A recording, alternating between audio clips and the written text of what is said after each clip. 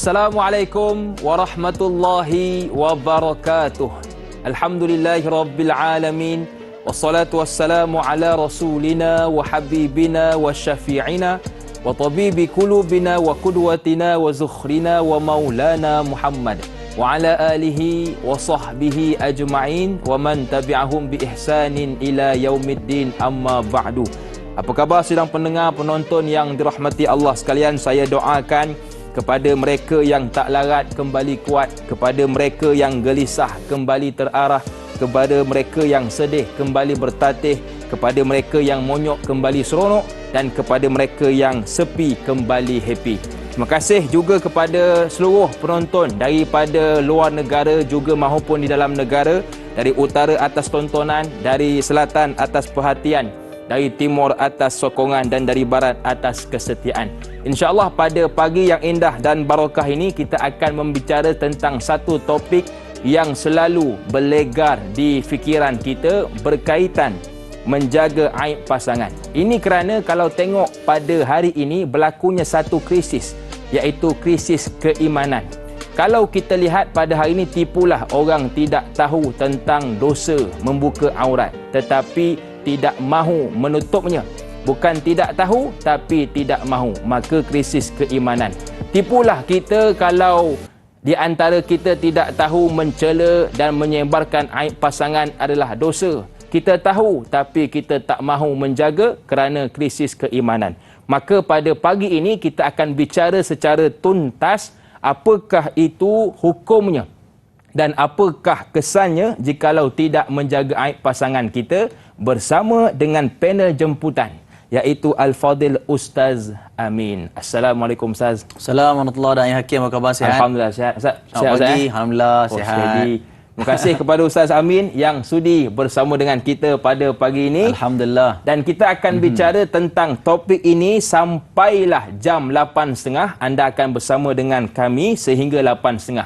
Jadi sebarang persoalan boleh ditanyakan melalui Facebook Tanyalah Ustaz TV3, dan mudah-mudahan setiap soalan adalah jawapan. Dan jangan lupa untuk ikuti laman media sosial kami di platform Tanyalah Ustaz TV3 di Facebook, juga di Instagram official Tanyalah Ustaz, juga di TikTok official Tanyalah Ustaz. Mudah-mudahan adalah hikmah kita ikuti program-program agama. Baik, tanpa buang masa, jom kita dengarkan dahulu mukaddimah topik pada pagi ini, iaitu berkaitan jaga aib pasangan. Dipersilakan Ustaz. Baik, terima kasih kepada Al-Fadil Ustaz Dani Hakim. Tuan-tuan rahmati Allah, selamat pagi saya ucapkan. Allahumma yassir wa la tu'assir, rabbi tamim bil khair. Kita doakan agar segala urusan kita dipermudahkan oleh Allah, dan Tuhanlah bagi segala kesempurnaan. Amin. Alhamdulillah, hari ini kita berbicara satu topik yang menjadi satu perkara bukan sahaja yang berlegar secara dalam media sosial, bahkan satu perkara yang dituntut berulang kali di dalam Al-Quran dan juga apa yang telah disabdakan oleh Nabi SAW. Alhamdulillah, Allah Ta'ala menjadikan kita berpasang-pasangan. Ini adalah fitrah manusiawi ataupun fitrah kehidupan secara semula jadi. Kerana di dalam kita berpasang-pasangan itu sudah tentu di dalamnya yang pertama ada rahmah, iaitu pengampunan Allah Subhanahu Wa Ta'ala. Dalam kita berpasang-pasangan, di dalamnya ada mawaddah, iaitu kasih sayang, kebahagiaan dan juga keharmonian. Dan yang ketiga sudah tentu apabila kita berpasang-pasangan, agama ini menuntut kepada kita as-sakinah, iaitu ketenangan dalam hidup.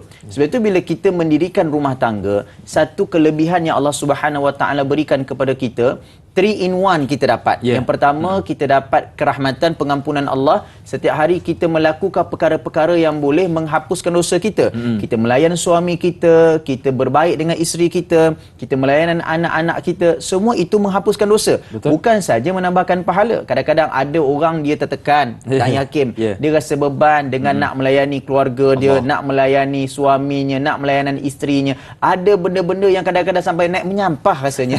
Tapi sebab dia hanya nampak itu sekadar mencipta pahala, kita kurang nampak bahawa setiap kebaikan yang kita buat dalam melayani keluarga kita adalah dapat menghapuskan dosa. Bila kata dapat menghapuskan dosa, itu rahmat besar di sisi Allah. Yang kedua, bila kita hidup berpasang-pasangan, sudah tentu kita mendapat rasa kebahagiaan. Berbeza berpasang-pasangan dengan apa yang dituntut dalam agama dengan apa yang dituntut oleh manusia. Kalau agama kata lelaki dengan perempuan, perempuan dengan lelaki, itulah rasa kebahagiaan yang sebenar. Kebahagiaan yang original, yang asli, yang tak dibuat-buat, yang Allah Ta'ala turunkan daripada langit. Tetapi sebaliknya pula, kebahagiaan yang kalau dituntut oleh manusia, mengikut fikiran manusia, dia boleh saja memilih lelaki sebagai pasangannya kalau dia lelaki. Dia juga boleh memilih pasangan perempuan kalau dia perempuan. Bermakna dia berlawanan dengan fitrah. Dia boleh kata, kebahagiaan itu datang, dia seronok, tetapi itu kebahagiaan yang dibuat-buat. Lepas tu kita berbalik kepada surah Ar-Rum, bagaimana Allah Subhanahu Wa Taala berfirman, aku menjadikan perkahwinan ini, kamu berpasang-pasangan untuk mendapat mawaddah was sakinah. Dan yang ketiga, yang kita dapat dalam perkahwinan ini sudah tentu as-sakinah, ketenangan. Betul. Ketenangan ini bukan makna bila kita kahwin dengan ustaz tenang hati. Kita berkahwin dengan orang bisu tenang hati. Kita berkahwin dengan orang yang tak reti apa tenang hati. Tidak. Kita berkahwin dengan sesiapa pun, ketenangan itu datang asbab daripada kesungguhan kita nak mendapatkan ketenangan. Tapi kalau kita sekadar kahwin nakkan sebab duit, nakkan sebab harta. Kalau harta tak ada, tak tenang dah. Kita berkahwin sebab paras rupa. Bila rupa ni makin lama makin berkedut, rupa ni makin lama makin kurang, dah tak ada ketenangan dah. Jadi kita berkahwin sebab apa? Sebab komitmen kita berusaha untuk mencipta ketenangan setiap hari. Dan ketenangan ni dia bukan satu karamah. Dia bukan tiba-tiba datang begitu saja, tiba-tiba dibeli di pasar raya, tak boleh. Ketenangan itu datang disebabkan ilmu dan juga amal kita dalam keluarga. Sebab itu keluarga tidak boleh tidak bukan bila bersebut tentang nak menjaga aib pasangan. Yang pertama, kita kena ada ilmu. Ilmu. Apa hukumnya? Kenapa pentingnya memelihara aib pasangan? Kenapa perkahwinan ini satu kebahagiaan? Kenapa perkahwinan ini satu anugerah? Orang anggap perkahwinan ini kerana trend. Ikut-ikut. Orang lain kahwin, kita pun kahwin. Orang lain berpasang-pasangan, kita berpasang-pasangan. Bila orang ikut trend, bongkar aib di dalam media sosial, kita pun follow the trend. Sebab apa? Kita rasa itulah perkara ataupun cara yang paling baik untuk menyelesaikan masalah kita. Sebab itu kena ada ilmu. Kan? Ini kekuatan knowledge yang Allah Subhanahu Wa Taala anugerahkan kepada kita. Yang kedua, amal. Dalam keluar rumah tangga mesti kena ada amal. Amal ni maksudnya amal apa? Amal-amal yang baik. Amal-amal yang boleh meningkatkan pahala. Mesti ada masa suami dan isteri duduk berbincang tentang kebesaran Allah. Selain daripada kita bincang ni nak cuti nak pergi mana? Betul. Selain daripada bincang anak kita ni, anak jiran lebih pandai daripada anak kita. Selain daripada kita bincang bahawa apa yang kita miliki ni tak cukup bang, apa lagi kita nak ada? Cuba kita berbincang tentang kebesaran Tuhan. Cuba kita saling tegur menegur secara berhadapan. Hari ni suami nak tegur isteri secara berhadapan, dia rasa susah. Takut isteri merajuk. Isteri pula nak tegur suami secara berhadapan pun dia takut. Takut suami dia murka. Kan? Jadi bila ada saling rasa takut, rasa sangka-sangka, tak boleh nak tegur secara berhadapan. Dia mula dengan cara macam mana? Bila Da'i Hakim share tentang kebahagiaan rumah tangga, maka di situ dia tag lah suami dia dekat Facebook. Orang lain tak tahu. Kan? Pasal isu nafkah contoh. Pasal isu balik lewat malam. Isu suka memancing. Oh, dia kata ini seronok ni kalau aku tag suami dia. Suami dia pun tengok kat Facebook, kawan nampak. Nampak. Suami bini kau dah mula start dah ni. Orang tak tahu, daripada jadi tak tahu jadi tahu. Macam tu juga suami, bila kita share sikit motivasi-motivasi, dia mula dengan cara itu. Memang boleh, tak ada masalah. Cuma permulaannya itu dah boleh membawa kepada perselisihan. Daripada orang tak tahu, dah boleh jadi tahu. Kan? Sebenarnya tak jadi masalah kalau itu rutin amalan untuk dapat ilmu. Tapi kalau niat tadi sengaja, biar orang tahu. Biar orang kampung tahu ni. Kita tag dia kan. Bukan dia je kita tag. Pakcik, makcik, adik-beradik dia semua kita tag. Sebab keluarga dia semua jenis perangai tak elok. Dia tag semua macam ni. Dengan niat bukan nak bagi ilmu pada orang. Dia nak sound direct. Sebab itu kita hari ni gunakan masa yang ada untuk kita menegur secara berhadapan.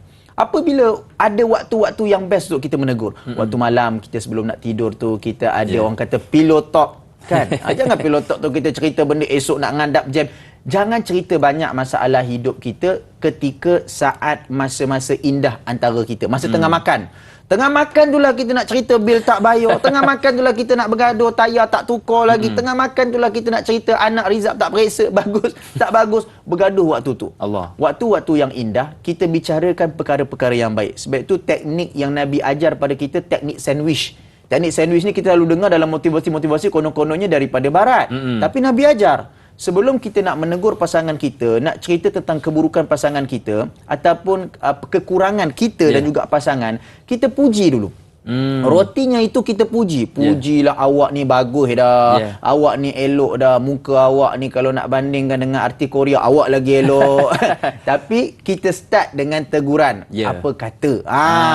Agaknya lagi molek. Kita sambung dengan teguran. Kemudian kita tutup lagi dengan puji-pujian. Kalaulah begitu, awaklah yang paling elok, awaklah yang paling bagus. Teknik ini Nabi ajar. Apabila Nabi bersama dengan isteri Nabi, tatkala Nabi nak menegur segala kesilapan dan kekurangan. Atas sebab itu, Da'i Hakim, kita faham bahawa pada permulaan mukadimah ni kita nak bagi tahu bahawa apabila kita ada ilmu, kita ada amal dalam rumah tangga, kita tahu cita rasa dan juga matlamat perkahwinan ini, maka kita faham niat tidak menghalalkan cara. Niat kita nak menegur kesilapan pasangan. Niat kita nak memberi pengajaran kepada pasangan. Maka kita tidak akan menghalalkan cara dengan membongkar aib di hadapan awam. Sebab itu, membongkar aib ini bukan sahaja di kalangan pasangan. Di kalangan manusia, Nabi kata secara umum. Bahkan bukan kata suami pada isteri, isteri pada suami, bahkan secara umum, kita sendiri. Kita tahu kesilapan kekurangan yang ada pada orang di sekeliling kita. Dalam keadaan tidak ada apa-apa masalah, kita bincangkan di khalayak awam. Bayangkan Da'i Hakim, kalau kita kena macam tu, Allahu Akbar, apa agak-agaknya rasanya kan? Apa agak-agaknya rasanya kalau orang taram kita, orang kecam kita macam esok ni tak ada hari lagi dah. Kan? Sebab apa? Sebab keaiban yang kita simpan, yang kita kurung, tetapi dibongkar oleh orang-orang yang jahil seperti ini. Yang dibongkar keburukan ini, kerjanya nak membongkar keburukan, membongkar aib. Apatah lagi hari ini Ustaz Da'i Hakim, kita berbicara tentang nak membongkar aib pasangan. Wallahu alam. Okey, alhamdulillah, terima kasih atas mukaddimah yang jelas dan tuntas. Tetapi kita nak rehat seketika. Jangan ke mana-mana, teruskan bersama dengan kami selepas ini dalam Tanyalah Ustaz, biar tahu jangan keliru.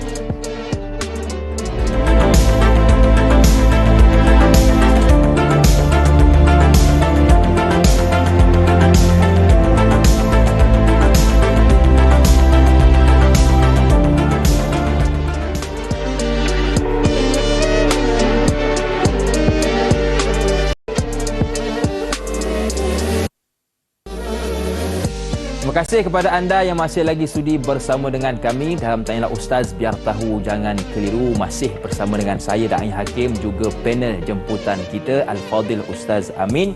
Kita sedang bicara topik yang sangat menarik, iaitu jaga aib pasangan. Okey, kita nak terus meraihkan soalan pertama pagi ni, datangnya dari sahabat kita bernama Nordina Mursyida. Assalamualaikum Ustaz dan Da'i. Waalaikumsalam. Apakah yang dimaksudkan dengan aib dalam konteks perkahwinan menurut Islam? Dan mengapa penting untuk menjaga aib pasangan? Dan ada satu lagi soalan yang boleh kita kaitkan bersama daripada Siti Anisangah.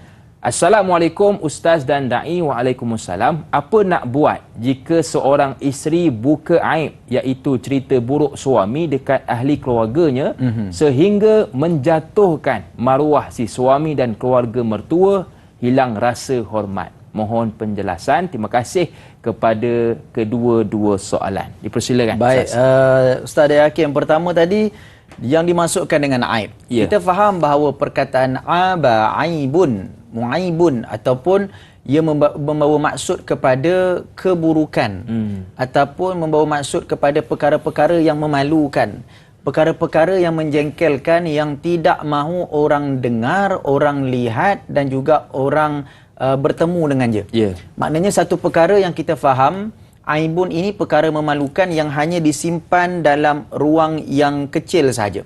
Sebab itu bila bercakap tentang konteks rumah tangga ataupun kita bercakap tentang aib dalam rumah tangga, Nabi telah menegur kita, telah memberikan sedikit nasihat daripada Abu Sa'id Al-Khudri bahawa Nabi SAW bersabda dalam satu hadis dalam riwayat Muslim, "Inna min asyarrin nas indallah manzilatan yaumal qiyamah ar-rajula yufdi ila al-mar'ah wa tufdi ilaihi summa yanshuru sirraha."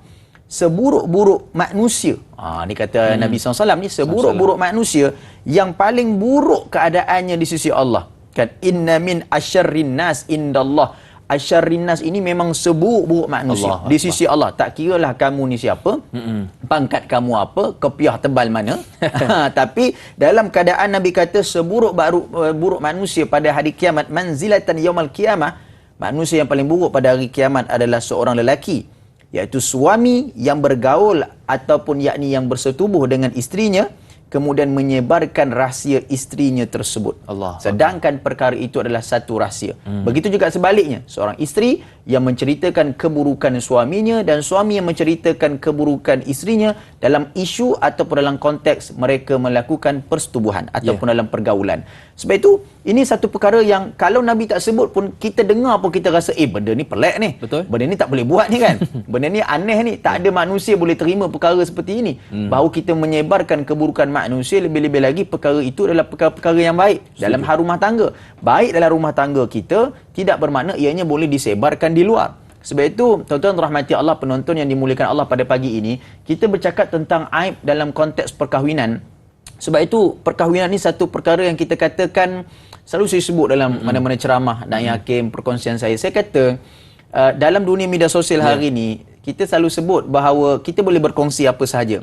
Tapi saya selalu andaikan dan kita ambil pandangan daripada para ulama bahawa perkahwinan kita ni umpama rumah. Dia umpama aurat. Okey, satu aurat yang mana kewajipan kita bila sebut aurat, kita wajib tutup aurat. Lelaki ada aurat dia, perempuan ada aurat dia. Jadi bila sebut pasal aurat, aurat tak boleh didedahkan. Betul. Kecuali kepada orang yang boleh melihat aurat kita. Kan? Jadi begitu juga perkahwinan ini aurat.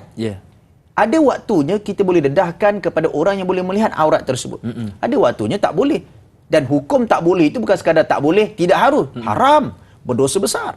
Sebab itu bila bercakap tentang aurat, orang hari ini bahkan dia bukan bercakap tentang berkongsi keaiban dari sudut bercakap keburukan saja. Hari ini kadang-kadang, minta maaf saya sebut, dalam bilik tidur kita ambil kamera, kita ambil video, kan? Kita masuk bilik air, kita bervideo, kita berreview, kita bongkarkan segala-galanya. Dan kadang-kadang saya suka dalam beberapa pandangan yang dikongsikan oleh pakar-pakar motivasi, pakar-pakar keselamatan kanak-kanak, sehingga kadang-kadang anak-anak kita pun dijadikan bahan dan konten media sosial. Dan ada kadang-kadang ianya menjadi satu perkara yang positif. Namun ada kadang-kadang ianya membawa kepada dapat membongkar keaiban dan keburukan.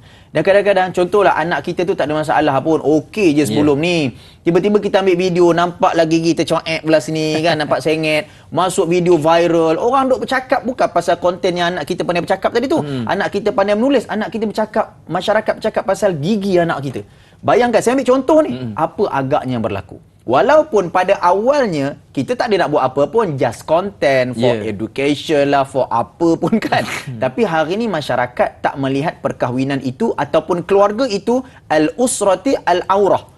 Usrah itu, keluarga itu adalah aurat. Betul, hari ni bila bercakap pasal dalam konteks perkahwinan menurut Islam, itu yang saya nak tekankan, bahawa perkahwinan keluarga ini aurat. Dan sebab apa kita perlu menjaga aurat ataupun kita perlu menjaga aib keluarga kita? Begitu juga jawapannya kenapa kita perlu menjaga aurat kita. Aurat kita hanya untuk orang tertentu saja. Aib ini memang ada sebab kita manusia, Da'i Hakim. Ada kurang, ada silap, ada lebih, ada tak betul. Hatta kalau kita ustaz ni, isteri-isteri kita dengar kita ceramah, dia tu kan. Tapi kita faham bahawa dalam dunia ini ada konsep dalam keadaan tegur menegur, ada dalam konsep kita membetulkan. Bukan mana kata kalau boleh untuk dibincangkan, dalam makna kata kita sebarkan segala keburukan dan juga kekurangan. Betul, Islam ni cantik, Da'i Hakim. Kalau benar pun kita nak orang kata menyebarkan, menceritakan keburukan dan keaiban, ada kaedah dia. Ada jalannya. Di mana kejap lagi kita akan ceritakan sama-sama. Okey, baik, saya suka dengan kenyataan Ustaz Amin. Setiap di antara kita pasti ada keburukan, pasti kadang-kala melakukan kesilapan, maka jaga aib supaya kita punya aib tidak tersebar kepada orang lain. Okey, kita nak beralih ke soalan seterusnya daripada Nashiha Syakirah. Cantik nama dia. Salam Ustaz dan Da'i. Waalaikumsalam. Assalamualaikum warahmatullahi. Secara umum kita tahu Rasulullah adalah contoh yang terbaik pada isteri dan ahli keluarganya. Tetapi ingin tahu bagaimana sikap Rasulullah SAW terhadap sesuatu aib atau kelemahan isteri-isterinya? Terima kasih kepada yang bertanya. Alhamdulillah, terima kasih dan yakin, terima kasih pada nasihat Syakira. Saya suka dengan soalan ni sebab kita tahu dah tentu Rasulullah SAW juga melaksanakan apa yang dituntut, iaitu memberikan teguran dan nasihat kepada ahli keluarga Nabi, dan Nabi memberikan satu ketegasan bahawa sebaik-baik kamu adalah orang yang paling baik dengan ahli keluarga kamu. Betul. Wa ana khairul li ahli, dan aku ni paling baik dengan keluarga aku. Jadi kita kena contohi keluarga Nabi sallallahu alaihi wasallam. Kita melihat pada surah At-Tahrim ayat yang ketiga, bagaimana ayat ini menulis tentang arrafa ba'dahu wa a'rada an ba'din. Ringkas saja. Yang bermaksud maka Nabi pun menegur isterinya itu lalu menerangkan kepadanya sebahagian, yakni mungkin kesilapan dan kekurangan isterinya, dan tidak menerangkan pula sebahagian yang lain. Maksudnya apa? Kalau masalahnya tak cuci pinggan, cerita macam mana nak tegur masalah, nak selesaikan cuci pinggan. Jangan masalah cuci pinggan kita nak tegur, contoh kan, balik kampung. Awak ni pinggan tak cuci, macam kat rumah tau. Pinggan rumah kita tak cuci. Awak ni perangai tak elok. Awak ni begini. Satu kesalahan cuci pinggan cukup kita tegur di situ. Betul. Kan? Itu pun ada adab dia. Tak boleh depan-depan orang. Tak boleh pakai mikrofon. Tengah karaoke kau tegur bini kau. Mengamuk satu kampung tahu. Yang kedua pula, satu kesilapan cukup dengan satu kesilapan. Nabi begitu.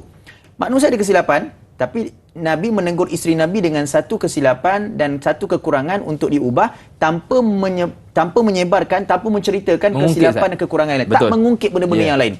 Hari ini tidak kita. Tak kiralah suami ke isteri ke. Kan kadang-kadang kalau kita cerita lebih pada suami, dia kata, alah ustaz lebihkan orang lelaki je. Kan? Kalau cerita pasal perempuan, habis kami ni orang lelaki macam mana? Kan? Nasiblah kita ada dua je pasangan kan. Ada dua je jantina. Makna kata tuan-tuan rahmati Allah, mudah kata daripada soalan ini, Nabi dia tak membongkar aib.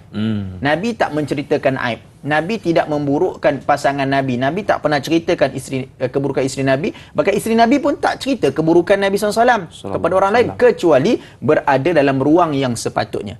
Dan ketika ini kalau Nabi nak menegur kekurangan yang dikatakan sebagai aib itu tadi, dengan cara hanya dengan satu teguran, tanpa dikongsi dan diungkit pula kesalahan-kesalahan yang lain. Tuan-tuan, kita boleh berubah tuan-tuan. Sebab hari ni kalau kita tengok trend rumah tangga orang cerai berai, orang bermasalah, dia bukan jadi satu trend saja dah. Dia dah jadi satu perkara yang kalau kita tengok dalam fakta, dalam rangka yang dikongsi oleh Jabatan Agama, yang dikongsi oleh Kementerian Keluarga, setiap 13 minit, setiap 15 minit berlaku satu penceraian. Dan benda yang paling krem dekat Mahkamah Syariah, saya ni dulu balik daripada Azhar Mesir, duduk bekerja dekat Mahkamah Syariah, tak ada benda lain nikah cerai, NCR, nikah cerai rujuk. Sebab itu hari ni tuan-tuan, memang Allah Ta'ala jadikan penceraian bagi kita. Tetapi kadang-kadang ia bermula daripada benda yang kecil. Apa dia? Orang yang membongkarkan keburukan dan keaiban. Sebab itu tuan-tuan, satu mahligai dan singgahsana besar Allah Ta'ala anugerahkan kepada kita, perkahwinan kita. Sedangkan lidah lagi tergigitkan, bak kata Piramli, apatah lagi kita suami isteri. Maka gunakanlah saluran yang tepat seperti Nabi SAW agar teguran tadi dapat dipulihkan dan dapat membantu untuk memperbaiki rumah tangga kita. InsyaAllah. Baik Ustaz, kita ada seorang pemanggil di talian.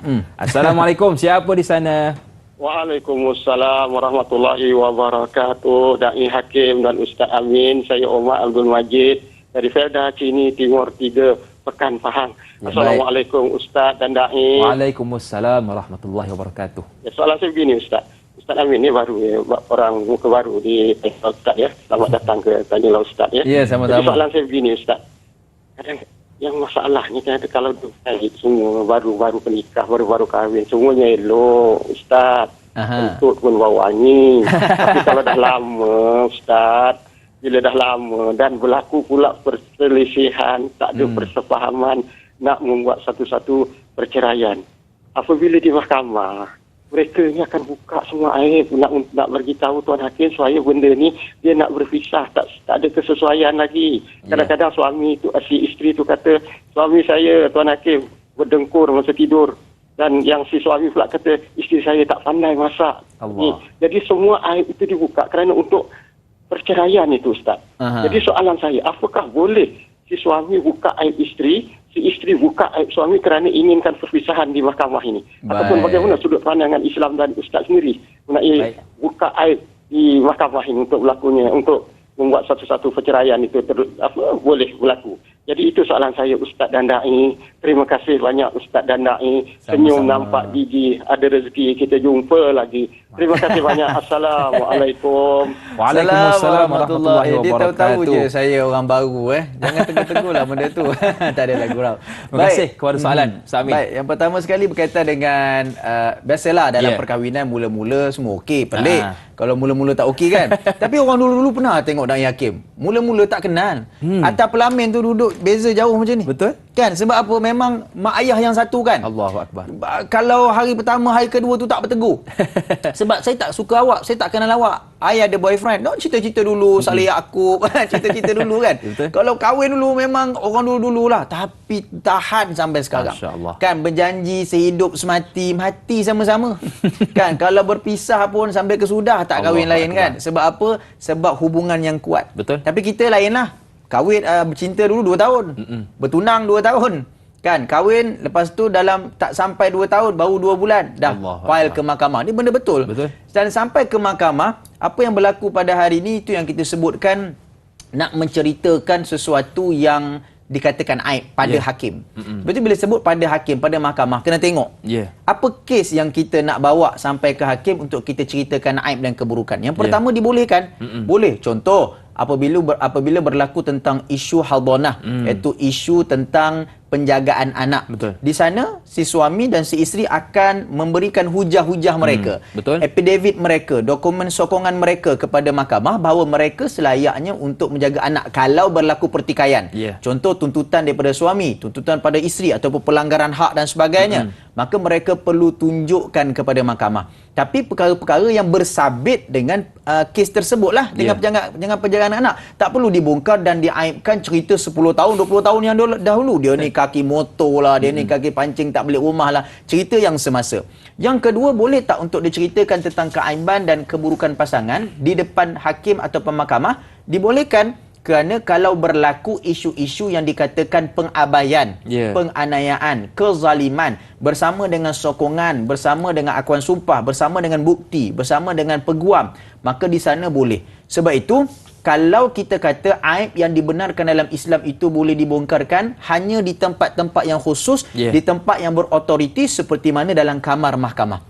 Dan saya ada pengalaman ketika berada di kamar mahkamah ketika di bulan Ramadan. Allahu akbar. Sampai hakim ni kata, kalau macam ni lah punya cerita aib, cerita buruk orang macam ni, kita buka puasa lah. Tak payah puasa, dah batal lah puasa kita ni. Akbar. Sebab dalam tu tuan-tuan, yang orang kata mengalami keadaan tersebut, kita yang duduk, saya kat situ sebagai pembantu peguam, pembantu mahkamah, kita duduk dalam tu, semua benda-benda yang kotor-kotor ni dah bagi tahu dah, tunjuk dah kan.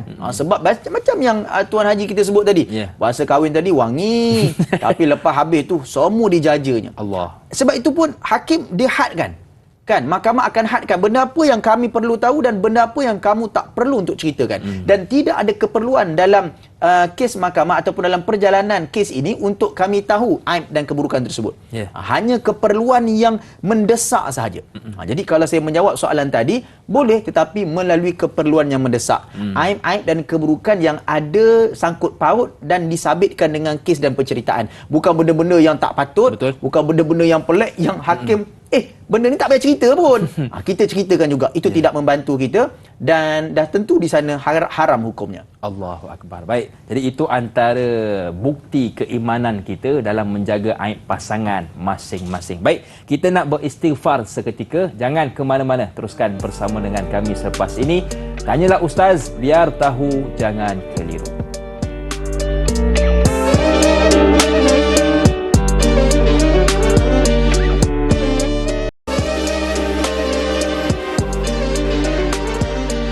Orang perempuan suka baju, lelaki suka kereta mewah.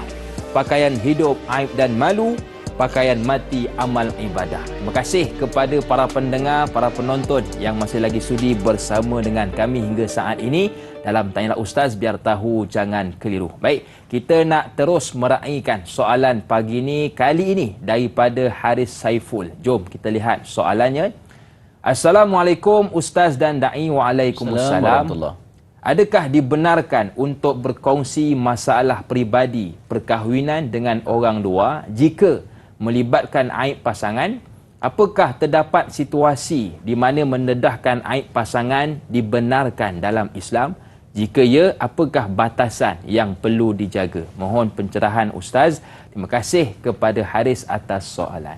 Baik, Silakan, Ustaz. Bismillahirrahmanirrahim. Allahumma salli ala Sayyidina Muhammad. Ya Rabbi salli alaihi wasallim. Sebab itu bila bercakap untuk menyebarkan ataupun membincangkan masalah peribadi perkahwinan kepada orang luar. Ya. Jadi orang luar ni dah tentulah bukan orang dalam keluarga kita. Bahkan kalau dalam keluarga pun ianya ada perbincangan. Adakah keluarga itu tadi, hatta mak dan ayah boleh selesaikan masalah tadi? Kalau kita bercakap bersama dengan keluarga, membincangkan masalah peribadi kepada orang di luar daripada keluarga kita, maka di sana kalau ianya tidak boleh diselesaikan, tak boleh orang kata mendapat persetujuan, lagi teruk, lagi bergaduh, maka di sana perlulah kita merujuk kepada ayat Allah Subhanahu Wa Taala. Bagaimana dalam surah An-Nisa ayat 35 kata Allah, fa in khiftum shiqaqa bainihima fab'athu hakaman min ahlihi wa hakaman min ahliha in yurida islaha yufikillahu bainahuma. Sebab itu kata Allah bainahuma, kata Allah Subhanahu Wa Taala, kita ambil poin ini. Formula dia, kalau kita nak selesaikan masalah, syiqaq, pergaduhan antara kita, perselisihan antara kita, kita nakkan islah, nakkan orang kata pemulihan, nak baiki balik, cari orang yang sebenar-benarnya untuk dibaiki, untuk memperbaiki, untuk memulihkan. Walaupun dalam keluarga kita, yang mana dalam keluarga kita itu boleh, orang luar contohnya, kita percaya orang luar, tapi orang luar tu kita faham. Contohnya peguam, orang luar juga. Betul. Kan? Tetapi peguam ni kita ada undang-undang kita, tak boleh kita menceritakan rahsia di antara dia dan juga klien dia. Ataupun orang-orang luar yang lain yang boleh nak menyelesaikan masalah. Bukan orang luar, hatta kalau mak dan ayah sendiri pun, yang kalau kita ceritakan, dia menjadi tukang tambah. Tukang simbah minyak pada api. Allah. Akhirnya tak dibenarkan dalam Islam. Sebab komen Allah Subhanahu Wa Taala dalam ayat ini, kita boleh melihat bagaimana Allah Taala kata, untuk mencari hakaman min ahlihi wa hakaman min ahliha. Berlaku perselisihan, maka perlu dicari orang yang boleh menjadi hakam, menjadi tukang damai. Sebab itu dalam sistem mahkamah syariah kita ada hakam, iaitu orang yang menjadi tukang damai, orang yang menjadi tukang suluh, tukang mendamaikan dan juga tukang yang nak menyelesaikan. Ke arah mana perkahwinan ini? Nak sambung ke? Nak putus ke? Siapa yang perlu tuntut hak dan sebagainya akan diselesaikan oleh dalam proses hakam. Dan hakam ini min ahlihi, maknanya orang kata nama hi itu merujuk kepada suami, ha merujuk kepada perempuan, makna kata suami dan isteri boleh bawa orang luar masing-masing untuk membincangkan, tetapi dalam ruang lingkup nak menyelesaikan masalah. Tapi kalau ruang lingkup nak bagi lagi melingkup, jangan. Tak boleh. Sebab ini sangat diharamkan dalam agama. Dan batasnya bagaimana? Macam yang kita sebutkan di dalam perkara yang kita bincangkan tadi, contohnya di mahkamah, batasnya adalah untuk menceritakan perkara yang perlu saja, perkara yang mendesak, perkara yang membawa kepada penganiayaan, kezaliman, yang kalau tak diceritakan maka mudarat akan bertambah-tambah. Dia sembunyi, tak boleh cerita ni. Kalau aku ceritakan lagi teruk pula kan, jadi kes jenayah pula. Daripada kes syariah boleh bawa kepada kes jenayah yang lebih besar. Kena ceritakan. Seperti mana dia melaporkan masalah rumah tangga, keganasan rumah tangga kepada pihak polis. IO nak siasat. Macam mana keadaan awak dekat rumah waktu dia lempang awak? Oh, saya tak boleh ceritalah sebab ni aib pasangan. Tak boleh. Macam mana IO nak selesaikan kes? Macam mana IO nak buktikan yang pelakunya tadi perlu untuk dibawa kepada medan mahkamah? Macam mana? Oh, tak boleh ceritalah Tuan Hakim, benda-benda macam ni aib, saya tak boleh cerita. Tak. Ada benda yang kita boleh cerita, ada benda yang kita tak boleh cerita. Lebih-lebih lagi kalau depan polis. Polis nakkan segala maklumat. Kan, pihak berkuasa, pihak berautoriti, pengawal kuasa nak tahu maklumat. Bagaimana dia, bagaimana itu, kita kena cerita. Sebab di sana dapat menyelesaikan masalah. Itu okey. Tapi kalau cerita, lagi pening kepala kita, jangan cerita. Wallahualam. Okey, baik. Jadi Ustaz, kita nak raikan satu lagi panggilan daripada sahabat kita. Assalamualaikum. Siapa di sana? Waalaikumsalam warahmatullahi wabarakatuh, Dai. Silakan, siapa di sana? Saya Puan Robin Abu Bakar. Okey, silakan Puan, soalannya. Assalamualaikum Ustaz. Assalamualaikum warahmatullahi. Saya nak tanya Ustaz, bagaimana nak kontrol dari tak buka air pasangan. Macam contoh, kita dah simpan pada tu dah 20 tahun. Kita tak tahu kan memori perempuan, dia boleh ingat pada masa 20 tahun, 30 Betul, tahun. betul. Macam mana nak tak nak buka, nak kontrol dari terbukanya air yang dah 20 tahun kita simpan. Baik. Okey. Itu je soalan saya. Terima kasih Ustaz. Sama-sama. Terima kasih juga atas soalan daripada Puan yang menarik untuk kita ketengahkan. Bagaimana Ustaz kita nak kontrol aib? Payah juga nak kontrol tu kan. Sebab memori dia ni, dia punya memori dia bukan 1 gig, 2 gig ni, 1 tera. 1 tera. Kita orang lelaki ni kecil sikit lah memorinya. Tapi nak kata, kita boleh jadikan sebagai ancaman daripada apa yang Nabi sebut sebagai ancaman. Mana kalau kita buat benda tu, kita rasa terancam. Kita nak bongkar aib, kita rasa takut. Kita bagai mengunggut diri kita, kalau aku buat benda macam ni, maka Allah akan berikan keburukan padaku. Nabi tak suka. Contoh daripada hadis Nabi sallallahu alaihi wasallam daripada riwayat Ahmad, kata Nabi, man qa'ada ala firashi mughibatin qayyadallahu lahu yaumal qiyamah su'bana. Barang siapa yang membuka aib pasangannya, maka Allah akan mengikatnya dengan ular besar pada hari kiamat nanti. Allahu Akbar. Makna kata contohlah kan, orang tak semayang. Dia tahu ada satu ular, Syujjatul Aqra, yang akan menggigit, membaham dia dalam barzah. Selalu kita bagi penerangan macam tu, supaya tak tinggal semayang. Kan? Ini antara kita kata ancaman-ancaman yang kita dengar, kita rasa takut. Begitu juga kepada kita yang tak boleh nak kontrol, nak cerita juga. Sebab dia tak yakin, dia menarik minat. Saya dapat daripada satu kitab Mukasyafatul Qulub, kata Imam Al-Ghazali, dan dikongsi oleh ramai para ulama. Sebab apa waktu kita bongkar aib orang, cerita aib orang, buruk orang, kita rasa lazat sangat. Mulut kita ni sedap macam tak nak berhenti. Tapi cuba curah khutbah in aja, nallahnya tak dengar. Nak kata bila cerita pasal hal orang ni, Allah sedapnya lah. Kalau tengah mengantuk buat kereta, kau tahu tak pasal Sulaiman tu apa benda, segar mata. Kan? Sebab ketika itu syaitan ni, dalam kitab Mukasyafatul Qulub, kata Imam Al-Ghazali, syaitan sedang menyapu madu pada mulut-mulut, pada lisan-lisan, pada lidah-lidah orang yang suka namimah, yang suka mengadu domba, yang suka mengumpat, yang suka cerita aib orang. Dia sedap. Sebab itu kadang-kadang cerita pasal ilmu ke, cerita pasal astronomi ke, pening bala ngantuk kita. Tapi kalau kita buat sesi bongkar aib bersama Da'i Hakim, meletup. Biu meletup. Kan? Makna kata memang itu kesukaan manusia. Sebab syaitan yang desak kita. Faham? Syaitan yang tekan kita. Buat benda macam ni. Seronok. Orang pun minat. Dan sebab itu dalam sosial media, perkara-perkara pasal aib itu mesti jadi nombor 1. Benda-benda aib dalam sosial media ni nombor 1. Kalaupun ada isu besar pun, kan, keluar satu statement, esok nak kiamat ni. Orang tak kisah dah cerita pasal tu. Betul. Orang cerita pasal siapa yang kena itu, siapa yang kena ini, siapa yang kena londeh, apa yang dia tak buat, semua kita nak tahu. Dan kita pula jadi pakar penyiasat. Kenapa kan? Kita pula yang tukang tambah lauk. Sedangkan kita tak ada kaitan pun. Betul. Kalau hal rumah tangga orang, dia pun tak jemput kita pergi kundi kahwin. Yang kita sibuk dengan dia buat apa kan? Sebab itu tuan-tuan rahmati Allah, hari ni kita nak ceritakan berkaitan dengan bagaimana untuk kontrol. Bab kata soalan tadi, nak kontrol. Yang pertama, jadikan hadis-hadis Nabi tentang ancaman orang yang buat keburukan menceritakan aib ini, supaya menjadi pendinding kepada kita. Yang kedua, kita boleh kata bahawa satu lagi hadis Nabi kata ini paling mudah untuk kita hafal.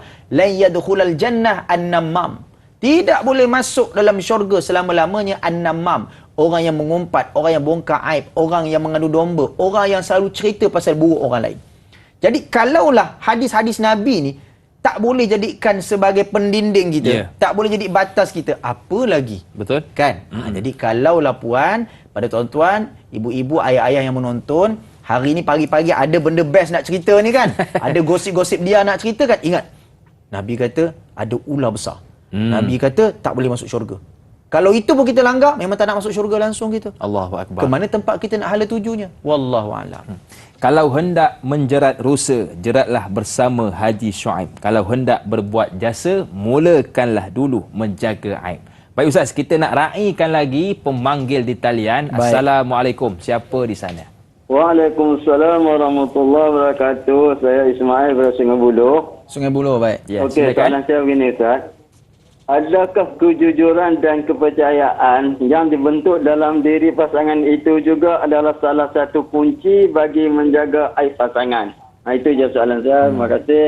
Assalamualaikum warahmatullahi wabarakatuh. Waalaikumsalam warahmatullahi wabarakatuh. Terima kasih kepada Tuan Ismail atas soalan yang menarik, iaitu adakah kunci kepercayaan dan kejujuran dalam perkahwinan itu menentukan adakah aib pasangan kita disebar ataupun tidak. Sebab kadang-kala ada berlaku, Ustaz, dah janji dah, jangan sebarkan ya, jaga aib masing-masing, tengok-tengok lepas bercerai disebarkan juga. Bagaimana? Kita melihat dalam surah Al-Baqarah ayat 187 Da'i Hakim, ayat 187. Cukup cantik Allah Ta'ala menganalogikan suami dan isteri ni dengan pakaian. Masya Allah. Kerana pakaian ini menutup aib, menutup aurat. Betul? Kan pada tubuh badan kita ni ada banyak aib, ada banyak kekurangan. Kita tutup dengan pakaian yang cantik, indah di mata manusia. Allah Ta'ala guna perkataan hunna, iaitu merujuk kepada orang perempuan. Libasul lakum, pakaian kepada kamu, yakni kepada orang lelaki. Wa antum, dan kamu orang-orang lelaki, libasul lahun, adalah pakaian bagi mereka orang perempuan. Siapa perempuan dan lelaki-lelaki dalam ayat ini? Iaitu isteri dan juga suami. Suami dan juga isteri. Ya. Betul disebutkan tadi bahawa kepercayaan, rasa sangka baik kita kepada pasangan, dan benda ini bukan sekadar janji tau. Dia tak boleh dipatri dalam satu majlis buat satu janji kita bet jangan cerita Dia bukan macam tu. Dia menuntut pada komitmen bahawa setiap manusia yang ada aib, ada keburukan, dia mesti akan berubah. Sebab tu saya selalu sebut, tidak akan ada manusia yang selama-lamanya jahil, kecuali hidayah Allah Subhanahu Wa Taala akan sampai kepadanya untuk dia berubah. Tetapi menuntut kepada komitmen pasangan. Sebab tu kita hidup berpasang-pasangan. Kita tak boleh hidup seorang-seorang. Ada orang kata dia boleh hidup seorang-seorang. Dia boleh hidup seorang-seorang, dia boleh jalan seorang-seorang, rasa seronok lagi solo, lagi single. Susah juga. Sebab esok bila nak mati, orang yang kapankan kita. Betul. Orang yang semayangkan kita. Perlu ada zuriat. Sebab nak selamat dalam kubur esok, anak-anak yang doakan kita. Bukan duit harta kita ni. Kan, kalau ada wakaf, okeylah. Tapi kalau tak ada, anak-anak nak doakan kita. Makna kata, Allah Ta'ala jadikan kita berpasang-pasangan sebab nak ada orang boleh tegur kita. Orang paling dekat. Kalau kerani kita nak tegur kita, susah. Bos kita tegur kita pun susah. Kita tegur bos, mungkin kita bos, pekerja tegur kita sebab mungkin dia nak orang kata macam mana, dia nak lobby kita. Tapi hari ni kalau pasangan tegur kita dengan kepercayaan, dengan kejujuran, dengan rasa yang sungguh-sungguh, dengan penuh keikhlasan, itu teguran yang betul-betul boleh mengubah kita. Betul. Sebab itu kepercayaan, rasa sangka baik kepada pasangan betul menuntut supaya tidak membongkar aib dan keburukan. Sebab itu hari ini lagi-lagi di zaman media sosial ni kita sangat takut. Betul. Sebab kadang-kadang ini berlaku dalam situasi yang hari ini. Pasangan ni ada isu bergaduh. Isteri tak nak cerita. Alhamdulillah, suami pun dah selesaikan isu ni, okey.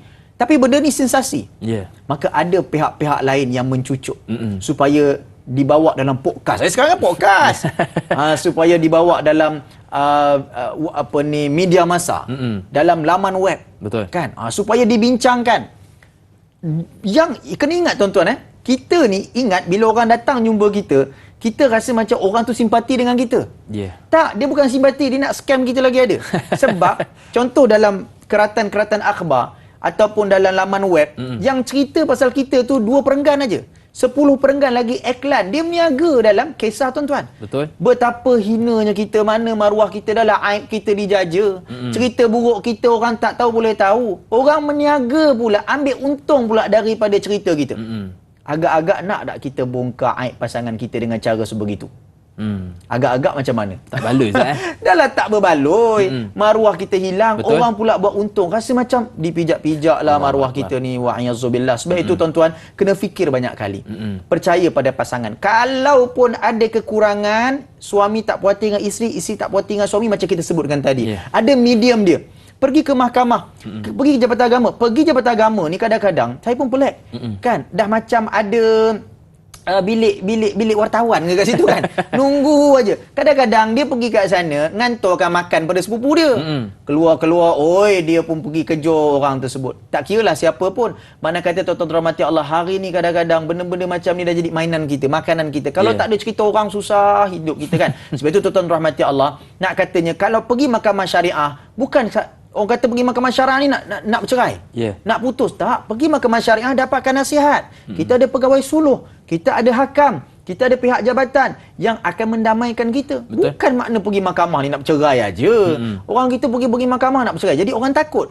Bila takut, dia tak dapat maklumat yang sebetulnya. Dia tak dapat guru dan mursyid yang sepatutnya. Dia dapat pandangan daripada kawan-kawan dalam Facebook. Dia masuk dalam grup rumah tangga kat Facebook. Saya ada masalah suami saya macam ni, isteri saya macam ni, macam mana ada 100 komen. Yang semua tak ada tauliah pun, tak ada pengiktirafan pun, main sedap-sedap hati ikut pengalaman peribadi. Sedangkan ada mahkamah, ada jabatan agama, ada pihak berautoriti yang boleh membantu dan menyelamatkan kita. Akhirnya kita memilih jalan yang salah. Jadi hari ini bagi adik yang menonton pagi ni, yang mungkin ada masalah keluarga, pergilah ke tempat-tempat yang sepatutnya. Pergi ke jabatan agama, cari mereka-mereka yang selayaknya untuk kita bincangkan isu kita, bukan secara umum. Wallahu a'lam. InsyaAllah. Baik Ustaz, kita nak bertasbih seketika. Jangan ke mana-mana, teruskan bersama dengan kami selepas ini. Tanyalah Ustaz, biar tahu, jangan keliru.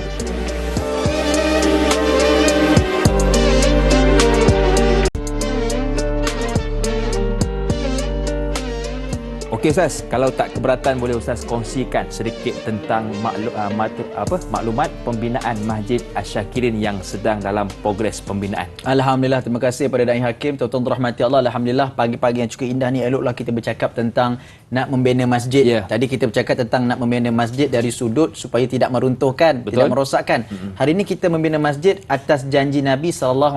Barang siapa yang membina masjid di dunia, maka Allah akan memberikan baginya, menganugerahkan baginya sebuah istana yang bahagia di syurga.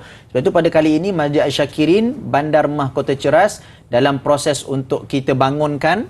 Di kawasan Bandar Mahkota Ceras ini ada 50,000 penduduk yang sangat padat, dan yang paling istimewa pada ketika ini kita ada 9 section.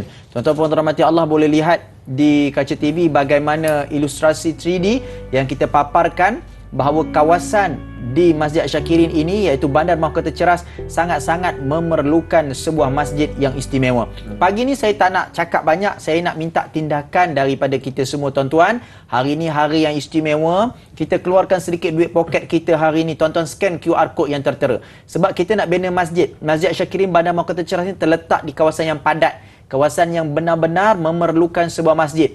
Dan di sini insya-Allah tuan-tuan kita nak lahirkan masyarakat madani yang terbaik. Kita nak lahirkan insan-insan yang terbaik, insan-insan yang boleh mengeluarkan ilmu, mengeluarkan manfaat kepada masyarakat di luar sana. Sebab itu pada kali ini kita lahirkan guru. Kita jadikan kompleks Masjid Asy-Syakirin ini sebagai pusat pendidikan yang terbaik untuk anak-anak kita dan masyarakat kita.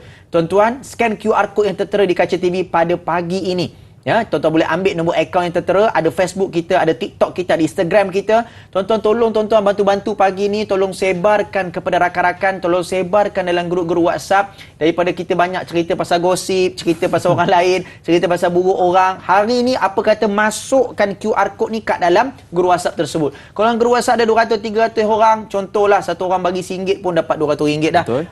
Tuan-tuan, kayu-kayan, besi, ceracak, pasir, apa sahaja yang kita guna untuk bangunkan masjid ini akan menjadi saham besar, saham pelaburan tuan-tuan rahmati Allah. Tuan-tuan, saham pelaburan ni cukup-cukup penting dan kita nak gunakan. Sebab kalau kita tengok dalam sejarah hidup ni, orang duduk dalam kubur lebih lama daripada dia hidup atas muka bumi. Jadi inilah pencen kubur kita. Jadi tertera di kaca TV tuan-tuan hari ini QR code yang cukup besar. Tuan-tuan boleh ambil QR code tersebut. Kalau rasa orang kata tak sedap hati, rasa macam syakwa sangka, boleh ambil nombor yang tertera tadi. Tuan-tuan boleh hubungi, tanya, nak datang boleh. Tuan-tuan sumbanglah. Kerana kepentingan kita pada hari ini untuk pastikan bahawa masjid akan terbina dengan baik. Dan insya-Allah tuan-tuan, masjid inilah yang menjadi tempat kita sebagai tempat pengakhiran kita. Untuk orang solatkan kita. Untuk orang ramai-ramai doakan kita. Dan saya percaya tuan-tuan, dalam sejarah manusia dan sejarah kehidupan ini tidak ada seorang pun yang meninggal dunia dan kemudian dia meninggalkan wakaf besar, iaitu masjid di hari kehidupan dia. kecuali Allah memudahkan jalannya untuk ke syurga Allah. Masya-Allah. Sebab itu tuan-tuan, kita laksanakan sebuah masjid, kita bina sebuah masjid. Masjid itu tempat orang bersujud. Orang sujud, orang berdoa, dan setiap amalan tersebut berpahala, pahalanya berbalik kepada kita. Allah. Kita duduk dalam kubur, kita duduk relax dengan cahaya yang ada, dengan bantuan yang ada, dan itulah yang kita nak. Dekat bumi, kita nak duit, kita nak pangkat, kita nak popular, kita nak semua yang orang ada. Dalam kubur, tak ada apa dah keinginan yang lain kecuali pahala sedekah, Allahu Akbar. pahala doa anak yang soleh, pahala daripada ilmu yang pernah kita ajarkan. Sebab itu 3 pahala ni Nabi kata tidak terputus, tidak akan terputus selama-lamanya, dan tidak ada yang boleh menafikan dan menghalang pahala untuk sampai ke buku akaun si mati ini. Masya-Allah. Sebab itu tuan-tuan, pagi-pagi ini kita nak keluar rumah, tuan-tuan tengok dekat kedai makan pagi ni tengah-tengah ngunyah roti canai. Alamak, hari ni aku nak buat sedekah lah. Jom tuan-tuan, kita buat sama-sama. Kita bangunkan masjid ini. Kita anugerahkan pahala ini untuk mak ayah kita, insya-Allah pahala besar dunia dan hari akhirat. Okey Ustaz, bagaimana cara untuk para pendengar, para penonton nak menginfakkan ke Masjid Asy-Syakirin ini? Baik, hari ini kita sediakan QR yang tertera di kaca TV. Tuan-tuan boleh scan QR yang ada. Tuan-tuan juga boleh pergi ke nombor akaun yang tertera, nombor akaun Maybank, iaitu untuk Jawatankuasa Pemaju Pembinaan Masjid Asy-Syakirin BMC, Bandar Mahkota Ceras. Saya rasa Bandar Mahkota Ceras ni tak jauh daripada pusat bandar. Tuan-tuan boleh sampai ke sana, tuan-tuan boleh tengok, tuan-tuan boleh berkongsi maklumat tuan-tuan dengan orang tempatan. Jadi scan QR code yang tertera pada pagi ini. Tolong scan, tolong masukkan RM1, RM10. Lagi banyak kita masuk, lagi bagus. Kan ada satu kitab dia tulis amal yang sedikit pahala berganda. Masya-Allah. Tuan-tuan masuk pula amal yang banyak, duit yang banyak, pahala bukan berganda lagi, berbukit-bukit, bergunung-gunung. Di scan QR code yang tertera, tuan-tuan boleh pergi ke Facebook kita, Instagram kita, TikTok kita untuk melihat perkembangan pembinaan Masjid Asy-Syakirin Bandar Mahkota Ceras. Dan pada ketika ini, QR code yang kita sediakan tidak lain tidak bukan untuk memudahkan tuan-tuan. Tuan-tuan scan, pergi dekat Maybank ke, tuan-tuan pergi dekat bahagian scan, tekan untuk pay. Ni saya ajar sebiji-sebiji. Kan? Kemudian pergi dekat gallery. Kemudian pergi dekat QR code Masjid Asy-Syakirin dan masukkan duit tuan-tuan. Sikit pun tak apa, insya-Allah. Kerana hari ni, pagi ni kita dengar ilmu. Betul. Dan cara untuk menghapuskan kesilapan, menghapuskan dosa, menghapuskan kesalahan adalah dengan bersedekah. Dan memang betul, hidup kita ni tak lain tak bukan semuanya sedekah. Bangun pagi kita sedekah, kita pergi kerja, duit tol, duit minyak kita tu. Ingat kita rasa habis macam tu lah, penat aku pergi kerja ni. Tak, sedekah. Dan hari ni kita tambah sedekah lagi untuk masjid. Sebab apa? Kita bina masjid ni tak lain tak bukan untuk kegunaan masyarakat. Dan di sini juga Bandar Mahkota Ceras ada kumpulan ataupun golongan yang non-Muslim. Masya-Allah. Menjadi sebagai pusat untuk kita menyebarkan agama Islam. Agar golongan yang bukan Islam mengenali dan mereka tidak ada sangka yang tidak baik kepada agama kita. Dengan usahanya pembinaan masjid di tengah-tengah kota. Jadi inilah masanya, inilah waktunya. Jom bantu saya, jom kita bantu umat Islam, bantu Bandar Mahkota Ceras agar terbina terdirinya Masjid Asy-Syakirin. InsyaAllah. Pastikan tuan-tuan dan puan-puan, pagi ni kita ada 3 perkara yang akan ikut kita kalau dah meninggal dunia. Antaranya sedekah jariah. Baik, kita nak rehat seketika. Jangan ke mana-mana. Teruskan bersama dengan kami selepas ini di TV9. Tanyalah Ustaz, biar tahu, jangan keliru.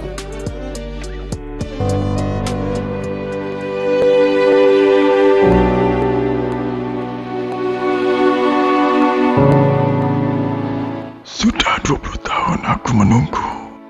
Ya Allah, sempatkan aku.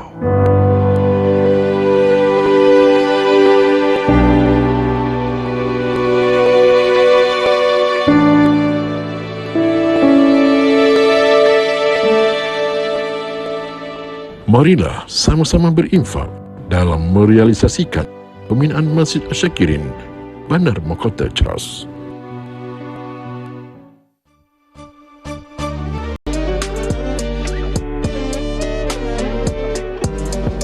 Apa tanda benalu sakat tempat kumbang menghisap madu? Apa tanda orang beradat erat memegang aib dan malu? Terima kasih kepada tuan-tuan dan puan-puan atas kesetiaan hingga saat ini bersama dengan kami dalam Tanyalah Ustaz, biar tahu, jangan keliru. Dan jangan lupa untuk ikuti juga laman sosial kami di Facebook Tanyalah Ustaz TV3, di Instagram official Tanyalah Ustaz, dan juga di TikTok official Tanyalah Ustaz. Baik, kita nak terus meraihkan soalan-soalan pagi ini berkaitan topik kita menjaga aib pasangan. Saya tertarik dengan satu soalan yang ditanyakan oleh sahabat kita Izzuddin. Jom kita lihat bersama. Assalamualaikum Ustaz Amirul Amin, Da'i Hakim dan warga kerja TV3 dan TV9 yang bertugas. Waalaikumsalam.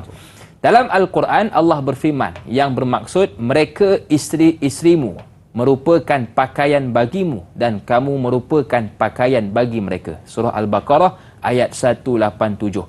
Boleh Ustaz kupaskan maksud ayat ini beserta pandangan peribadi Ustaz kepada pasangan yang suka mengiyakan aib pasangan masing-masing terutama di medsos. Mohon pencerahan Ustaz. Terima kasih.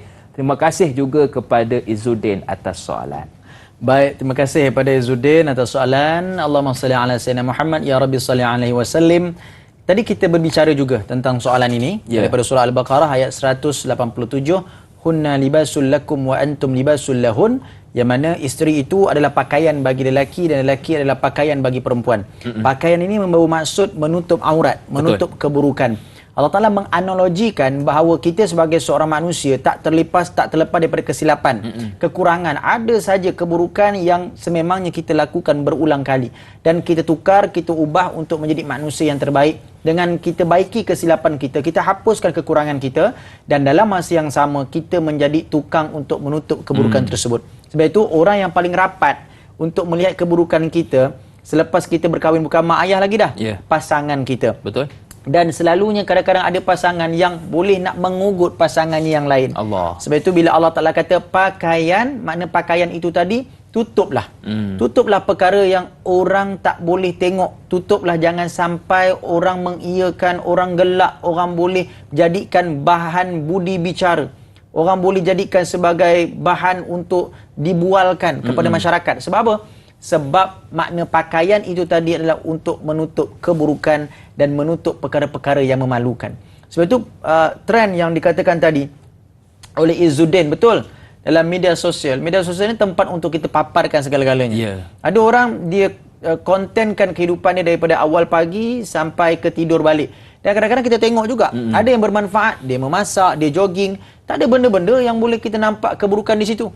Dan sebab itu satu benda yang lain pula, bahkan bukan membongkarkan aib pasangan saja berdosa. Bila cakap pasal aib diri sendiri, kita jaja, kita cerita, saya dulu begini, saya dulu begitu, berdosa besar. Apatah lagi kalau kita menceritakan aib keburukan orang itu tak redha dengan keaiban dia untuk dicerita dan dijaja. Dan kalau kita tengok dari segi hukum undang-undang dunia pun, kita boleh saman baliklah kan, sebab boleh memalukan kita. Tapi apa yang kita sebut dalam hal agama, agama ni cukup cantik. Bahkan dalam satu hadis Nabi SAW memberikan satu nasihat, penegasan dan juga kepercayaan kepada kita agar kita saling menjaga keaiban ini. Dalam satu hadis daripada Abu Hurairah, Nabi sebut, la yasturu abdu abdan fid dunya illa satarahu Allahu yaumal qiyamah.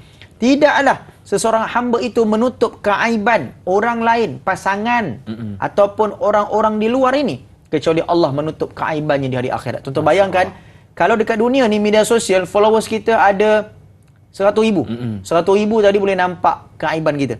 Tapi kalau hari akhirat, umat daripada Nabi Adam sampai ke manusia terakhir daripada umat Nabi Muhammad boleh nampak segala kesilapan, kekurangan kita, kalaulah pada hari itu telah dibongkarkan keburukan dan kesilapan kita. Bayangkan, umat Nabi Adam yang tak ada sangkut paut dengan kita pun umat Nabi Ayub, umat Nabi Lut yang pening kepala juga dengan masalah dia boleh tahu masalah kita. Sebab apa? Sebab inilah balasan bagi manusia yang membongkarkan keaiban manusia lain. Lebih-lebih lagi pasangan. Betul. Kita berkahwin ni atas dasar kasih sayang. Sebab itu kata para ulama, hari ni minta maaf saya sebut, perkahwinan kita hilang barakah. Allahuakbar. Kan? Bukan nak kata dari sudut apa yang hilang barakah, wallahu alam. Hilangnya barakah hari ni, orang berkahwin hanya sekadar untuk memenuhi nafsu syahwat. Untuk menunjukkan yang dia seorang lelaki, menunjukkan dia seorang wanita yang normal, sehingga kan dia tak tahu tuntutan untuk berkahwin. Kalaulah keburukan tadi dijaja dengan rakan sekerja, Man, suami aku kat rumah ni susah lah, payahlah dia ni kat rumah Aku yang kejut dia tidur. Allah.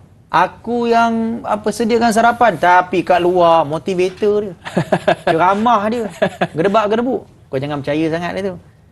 Sembang tu sembang cerita, sembang gelak, tapi itulah seburuk-buruk perkara. Allahu akbar. Member ni tadi pula masuk dalam media sosial. Tengok macam ni. Ni baru suami pilihan, bukan macam suami kau. Suami tu pula kawan-kawan bergaduh.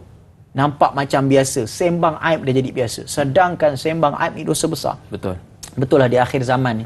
Benda-benda haram dah jadi halal. Benda-benda yang dosa ni dah jadi pahala bagi kita. Sebab itu hari ni kita nak ubah balik. Cari keberkatan dalam rumah tangga. Rumah tangga yang bahagia bukan tiap tahun dia melancong ke mana. Rumah tangga yang bahagia bukan anak ni periksa dapat nombor berapa. Tapi rumah tangga yang bahagia adalah rumah tangga yang seringkali suami dan isteri mengingatkan tentang kebesaran Allah. Mengingatkan tentang keagungan Allah. Menasihatkan antara satu sama lain dan dikaitkan dengan hukuman yang Allah Ta'ala berikan. Itu saja. Kalau kita berbalik kepada ilmu dan amal untuk menjadi keluarga yang terbaik, insya-Allah. Barulah kita bikin romantis. Kaulah romantis yang dituntut dalam agama. Bukanlah romantis yang mengikut acuan barat. Wallahu a'lam. Okey, jadi kepada Kak Som dan Abang Jenal and the gang, jom sama-sama jaga aib pasangan kita kalau nak selamat dunia dan juga selamat di akhirat. Kita ada satu soalan Ustaz daripada Facebook Live. Ditanya oleh Yans. Lain macam namanya. Assalamualaikum Ustaz dan Da'i. Waalaikumsalam. Bolehkah kita hanya mengikuti perkembangan sesuatu cerita dalam media sosial kerana ingin tahu perkongsian dan membaca komen-komen yang disebarkan dalam feed kita? Yang kedua, jika nak komen tapi perkara yang baik berbentuk doa, adakah dibolehkan? Terima kasih kepada yang bertanya, Yans. Macam Ustaz namanya. Dipersilakan. Baik, terima kasih kepada Yans. Yang pertama sekali, kita ni susah nak elak dengan benda-benda yang hot-hot dekat dalam Malaysia ni kan. Sebab hari-hari ada saja benda-benda yang semasa, yang hot, yang terbakar, yang sampai hangus pun ada. Kadang-kadang kita buka Facebook, 10 benda yang kita scroll, benda yang sama. Sebab bayangkan portal berita ni yang tak termasuk dengan portal berita yang fake account ni kan, keluar puan-puan tekan-tekan link Shopee punya. Kan banyak ni keluar. Kita susah nak elak. Yang pertama, kalau nak elak terus, buanglah sosial media. Kan, tapi yang kedua, susah nak buang sebab itulah kegunaan kita. Itulah kegunaan harian kita untuk berniaga, marketing kan, orang berniaga. Kita nak sebarkan maklumat, sebarkan dakwah. Apa kita boleh buat? Yang pertama, abaikan semampu-mampunya perkara-perkara yang menceritakan aib, keburukan orang lain. Lebih-lebih lagi berkaitan tentang rumah tangga. Kalau takutnya kalau kita cerita buruk orang, takut buruk tadi jadi kat keluarga kita. Betul. Takut kalau kita cerita pasal masalah curang, masalah buruk, masalah manusia lain, masalah nafkah, masalah itu, rumah tangga orang lain, hatta kadang bukanlah selebriti pun, orang biasa pun takut berlaku dekat kita. Apa kita boleh buat? Macam yang kedua kata Yans, kita doakan. Nak tulis juga ni. Daripada maki hamun, daripada tambah laut, daripada troll. Hari ni suka troll. Kan? Kita buat apa? Kita doakan. Betul. Semoga Allah permudahkan urusan. Semoga Allah memberikan jalan keluar. Doakan. Sebab mendoakan manusia ini nampak kecil tapi senjata yang paling tajam. Betul. Sebab itu tak tahu mana satu doa yang Allah Ta'ala angkat dan doa-doa itulah diterima dan dapat memperbaiki hubungan itu. Kita tak tahu. Sebab itu dalam masalah, dalam apa yang sedang kita lalui, contohlah kita tak alami lagi, tiba-tiba wartawan datang kat kita. Apa perkara yang kita nak keluar daripada mulut kita bila wartawan tanya macam-macam ni? Macam mana ya itu ke ini? Dia nak buat cerita. Betul. Dia nak buat berita, nak jadi kerja dia. Satu je. Saya selalu sebut, tolong doakan saya. Tolong doakan saya. Tolong doakan saya. InsyaAllah moga-moga doa kita semua diangkat. InsyaAllah itu saja kalau nak cakap. Dan macam tu juga kalau kita nak tulis, tolong doakan mereka. Betul. Kerana kalimah-kalimah yang baik itu sajalah yang boleh membantu daripada kita terus membincangkan, membongkarkan. Akhirnya kesudahan tidak akan dapat kita kecapi. Yang kita dapat memenangkan dan mengembirakan syaitan dan iblis. Masya Allah. Contoh macam para pendengar, para penonton di Facebook kita yang sentiasa komen yang baik-baik. Alhamdulillah. Semoga Ustaz Amin dipermudahkan urusan. Semoga Ustaz Amin bertambah isteri. Bukan. Bertambah rezeki. Jadi ini semua komen-komen yang mendoakan kebaikan kepada kita semua. Jadi insya-Allah sidang pendengar, penonton yang dirahmati Allah sekalian, kita masih lagi berbincang tentang menjaga aib pasangan kita. Jadi kita nak rehat seketika, jangan ke mana-mana, teruskan bersama dengan kami selepas ini. Tanyalah Ustaz, biar tahu, jangan keliru.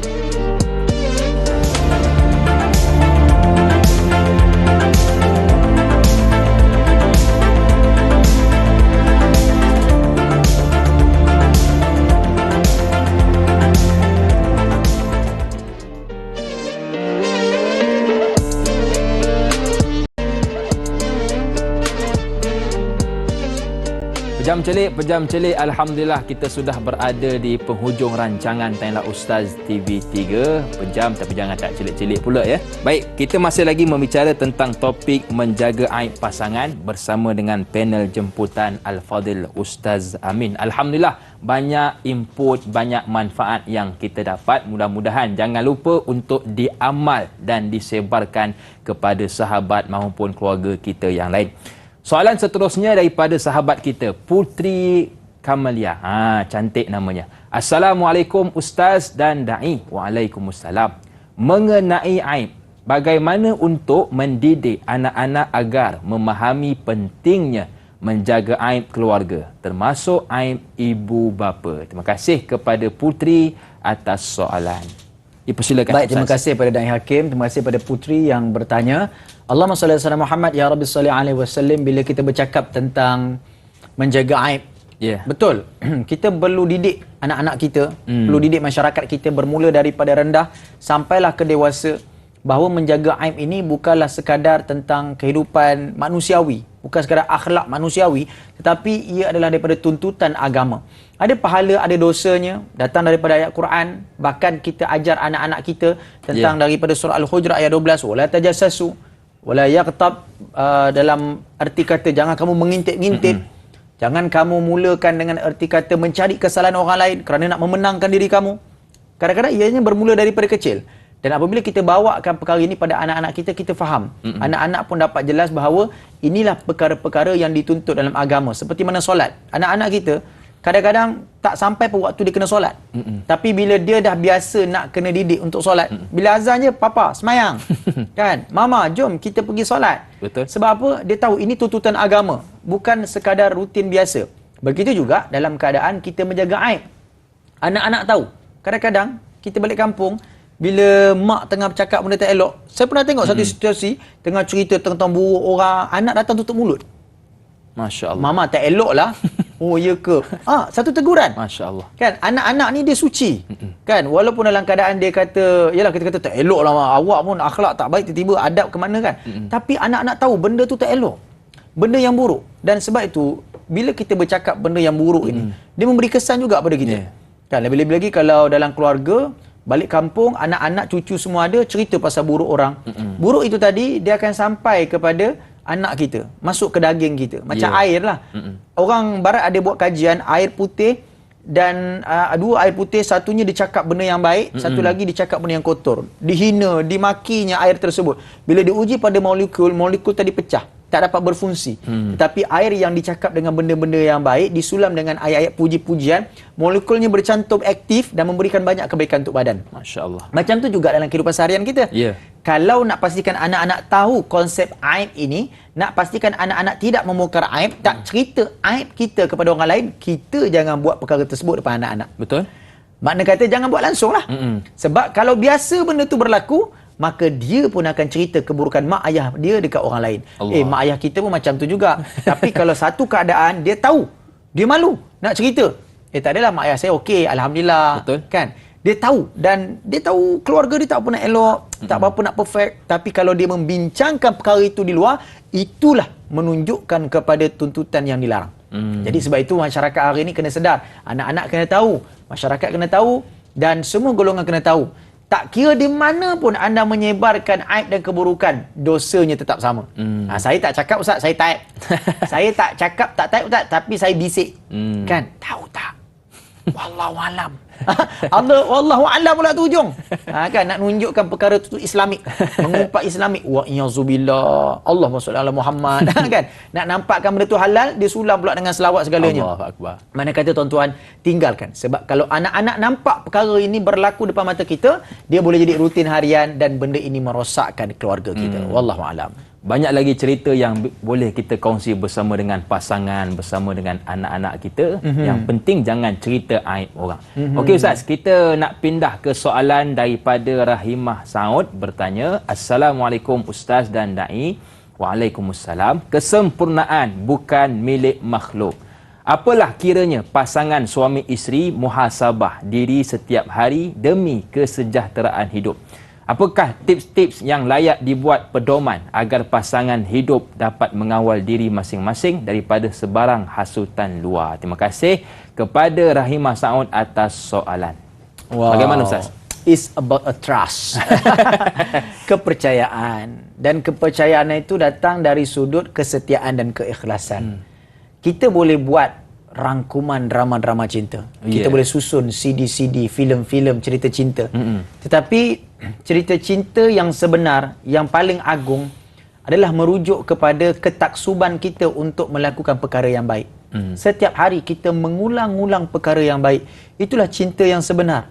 Cinta ini menuntut kepada komitmen untuk seringkali mengubah yang buruk kepada yang baik. Kalaulah hidup kita ini mengulang keburukan, menjaja keburukan dan sering menyalahkan keburukan, itu bukan makna cinta. Kita sedang hidup dalam kebencian dan kehinaan. Sebab itu, keluarga yang dibina atas dasar cinta, keluarga inilah yang Allah Ta'ala redha, dan keluarga inilah menjadi saham punca kita ke syurga Allah. Allahu akbar. Keluarga Nabi Adam, keluarga Nabi Ayub, keluarga Nabi Ibrahim, keluarga Nabi Muhammad sallallahu alaihi wasallam dan nabi-nabi yang sebelum ini, bahkan keluarga para sahabat. Dalam keadaan sebegitu rupa, kita sedar bahawa untuk menuntut cinta yang sebenar perlukan muhasabah seperti yang disebutkan oleh Rahimah tadi. Betul. Kan ada muhasabah. Abang, kita ni banyak dah tersasar ni bang. Duit bulan ni banyak guna ni bang. Jimat-jimat betul gayah oi, banyak sangat kita guna ni. Simpan sikit. Muhasabah yang simple saja. Bukan muhasabah ni kena pasang lagu. Pasang gelap-gelap kan, bayangkan. Tak payah macam tu, itu motivasi. Tapi sekadar sembang-sembang tengah makan dalam kereta, santai-santai. Yang kedua, yang disebutkan tadi, tips agar bebas daripada hasutan luar. Kena ingat, percayakan keluarga kita 100%, lebih lagi 200% daripada kita percayakan orang luar. Kerana kita berkahwin dengan keluarga kita. Kita bukan berkahwin dengan orang luar. Betul. Kalaupun keluarga kita silap, asbab daripada godaan dan hasutan orang luar, perlu dibawa perbincangan dalaman. Sebab itu, apa pun yang berlaku dalam hidup kita, kita perlu pastikan bahawa rumah tangga ini dibincangkan dalam bentuk yang privacy. Bila ada masalah rumah tangga, jangan masa tengah makan-makan keluarga kita bawa. Betul. Makan raya, buka puasa ramai-ramai. Ni nak cerita ni. Dah tahu dah. Orang dengar, alung angah dengar. Tapi privacy. Pergi makan kat kedai yang mahal. Kan makan kat menara KL ke apa ke, berbusing tinggi sambil-sambil tengah mabuk pening tu kan. Kita ceritakan dekat dia masalah muhasabah. Itu yang pertama, percaya kali keluarga. Yang kedua paling penting apa dia? Selalu mengamalkan sunnah Nabi bersama. Baca hadis Nabi sama-sama. Baca Quran sama-sama. Abang, pastikan isteri pernah tengok saya makan Al-Quran abang. Abang baca, isteri semak. Abang pun kena semak bacaan isteri. Kalau tak ada benda macam tu, jangan katakan hasutan luar. Syaitan duduk dalam rumah beranak-beranak, berpinak, beranak-pinak, berkumpul dalam rumah kita untuk merosakkan kita. Sebab apa? Tidak ada nur, tidak ada cahaya dalam keluarga. Sebab itu hari ini tuan-tuan rahmati Allah, binalah keluarga yang berlandaskan kepada agama. Bukan sekadar berlandaskan watak agama.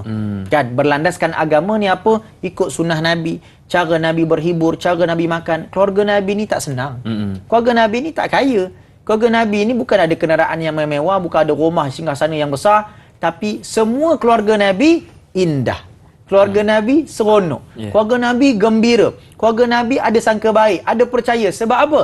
Datang daripada ketuanya. Jadi ketua, kita sebagai ketua keluarga, suami, kena structure balik keluarga kita. Kan jangan anggap saya dah kahwin 20 tahun. Alah tak apalah cerai. Ada orang kahwin 50 tahun mau cerai. No, jangan jadikan contoh tak baik sebagai contoh hidup kita. Kita ni nak kata kita best, kita jadikan contoh tak baik pada hidup kita. Jadikan contoh yang baik untuk diterapkan dalam hidup kita. Insya-Allah kita harapkan sama-sama apabila kita faham, kadang-kadang betul kita tersebar, terkeluar, tersasar, patah balik. Sebab ingat, menjaga aib ni tuntutan agama. Menjaga aib ni perkara-perkara yang cukup-cukup Allah Ta'ala pentingkan, Nabi jaga, dan ada hukuman besar kepada orang yang tidak menjaga aib. Kalau ada keburukan di sana, bincangkan dengan baik. Kerana membongkar aib, tidak ada keburukan yang lain. Kecuali apa dia?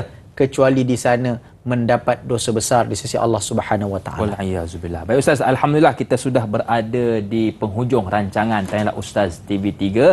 Sebagai kesimpulan, 3 pelan tindakan. Baik, yang pertama jangan lupa untuk sama-sama kita menjadikan keluarga kita ini ladang pahala kita. Kan, ladang pahala untuk kita menyebarkan kebaikan, subur ladang tersebut dengan pahala.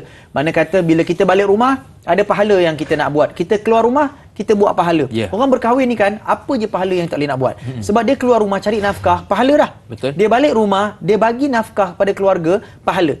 Kadang-kadang kita pelik, ada orang dia kata saya kerja 24 jam ni sungguh-sungguh ni sebab untuk keluarga. Tapi balik rumah, anak ajak pergi taman, penat. Anak ajak pergi makan, letih. Anak ajak pergi sekolah, ada program sekolah, tak nak. Dia kerja untuk apa sebenarnya?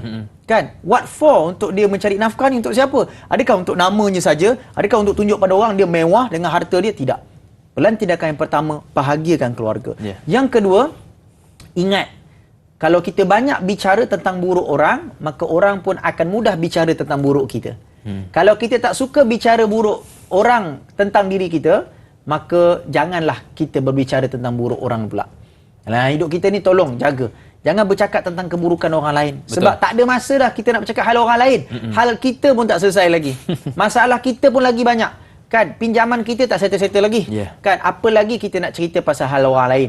Kalau kita sibuk cerita pasal hal orang lain, sampai bila-bila kita takkan maju. Hidup kita akan terus merundum, terus hina dan terus merosot.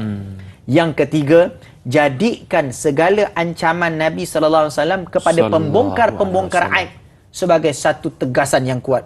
Wahai pembongkar aib, kepada anda semua, tak kiralah portal berita ke, fake account Facebook, TikTok, Instagram ke, yang sengaja ambil konten entah mana-mana masuk dalam akaun TikTok kita untuk dapat views, untuk dapat like, untuk dapat followers. Kemudian nanti bila views dah naik, followers dah naik, like kat tepi tu ada 6 juta, 7 juta kan, dah naik, delete suka-suka hati. Ingat, benda ni tak tertinggal di dunia semata-mata. Allahu Akbar. Kepada pembongkar aib, jangan suka-suka. Kan, cerita bos-bos pun yang cerita pasal artis-artis ni cukup-cukup lah. Kan, nak paksa buat story-story yang hot-hot sampai mengintip, pergi ikut sampai ke rumah. Ini bukan tuntutan agama. Wala tajassasu. Jangan kamu mengintip-ngintip. Agama tak minta. Dan Allah Subhanahu Wa Taala larang perkara tersebut. Jadi apa yang kita boleh buat, tolong sama-sama kita berubah. Saya berubah, tuan-tuan berubah, berhentilah. Banyak lagi benda yang kita boleh cerita. Berapa banyak tingkap KLCC tak dapat lagi orang tahu. Kan? Tingkap KLCC kan, yang diorang baru pasang lah, yang dalam pasang kita tahulah. Banyak lagi benda yang kita boleh cerita kan, daripada kita nak cerita tentang keaiban orang. Hal keluarga orang, biarlah mereka selesaikan. Sebab kita pun juga akan berkeluarga. Anak-anak kita juga berkeluarga. InsyaAllah selamat dunia akhirat. Pelihara keluarga kita, moga-moga menjadi saham ke syurga Allah. Wallahu a'lam. InsyaAllah Ustaz, sebagai penutup, doakan kami semua diberkati dan dirahmati pagi ini. Dipersilakan. InsyaAllah. Bismillahirrahmanirrahim. Alhamdulillahirabbil alamin, wassalatu wassalamu ala Rasulillah wa ala alihi washabbihi ajma'in. Ya Allah, Tuhan kami, ampunkan dosa kami ya Allah. Amin. Berkatilah hidup kami ya Allah. Berkatilah keluarga kami ya Allah. Pimpinkanlah keluarga kami ini masuk ke syurga-Mu ya Allah. Ya Allah Tuhan kami banyak kekurangan ya Allah. Kami banyak kesilapan, kami banyak kelemahan. Maka tutuplah segala kesilapan, kekurangan dan juga keburukan kami ini ya Allah. Janganlah dibongkar aib kami ini ya Allah. Maka ya Allah, Engkau hadirkan orang-orang yang baik agar sentiasa kami bercakap perkara-perkara yang baik. Amin. Dan janganlah Engkau bagi kepada kami, janganlah Engkau tawarkan kepada kami manusia-manusia yang sering melakukan keburukan, manusia-manusia yang sering bercakap tentang keaiban dan keburukan orang lain. Ya Allah, pelihara kami, lindungi kami, jagalah kami dan selamatkanlah kami pagi ini ini sehingga bila-bila ya Allah untuk ke syurga-Mu ya Allah. Wallahu yarzuqu man yasha' bighairi hisab. Engkau sajalah yang merezekikan kami. Engkau sajalah yang menganugerahkan kami tanpa ada perhitungan ya Allah. Rabbana atina fid dunya hasanah wa fil akhirati hasanah wa qina adzabannar. Wa sallallahu ala sayyidina Muhammad wa ala alihi washabbihi wa wasallam. Walhamdulillahirabbil alamin. Amin ya rabbal alamin. Terima kasih kepada Ustaz Amin atas perkongsian. Terima kasih kepada tuan-tuan dan puan-puan atas perhatian juga tontonan.